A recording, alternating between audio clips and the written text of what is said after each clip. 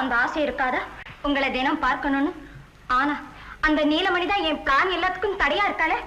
முதல்ல அவ திமிர அடக்கணும், அப்போதான் நம்ம நினைச்சது நடக்கும். பாதி சொன்னா போதும், எனக்கு மீதி சொல்ல வேண்டிய அவசியம் இல்லை. சும்மா தொன்னு பேசக்கூடாது. இப்ப என்ன, நீலமணி உங்ககிட்ட ஆணவமா நடந்துக்கிறா, அதை அடக்கணும். இதுக்கெல்லாம் அவசரப்படக்கூடாது. ரொம்ப ஸ்லோவா திங்க் பண்ணணுமே தவிர சட்டு புட்டுன்னு எதையும் செஞ்சிடக்கூடாது. இப்ப நான் நினைச்சா எதுவும் செய்ய முடியும் என்னாலே. ஆண்டவன் படைப்பு அப்படி இப்படின்னு சொன்னா நான் இப்ப நம்ப முடியாது. ஏன்னா அவ்வளவு ஆராய்ச்சி பண்ணிக்கிட்டு இருக்கிறேன். இப்ப நெருப்பு சுடும், அது மேல நான் நடப்பேன். வாரி வாயில எடுத்து போட்டுக்கிட்டு கொப்பளிச்சு துப்புவேன். இது பக்தியினால் எனக்கு உண்டானதல்ல, அல்லது பரந்தாமன் ரெக்கமெண்ட் பண்ணதல்ல. அவ்வளவு விஞ்ஞான ஆராய்ச்சி முத்திக்கிட்டு என்கிட்ட இப்ப கிடைக்குது. இந்த நீலமணி விஷயம் எனக்கு ஒரு சாதாரணமான ஒரு வேலை.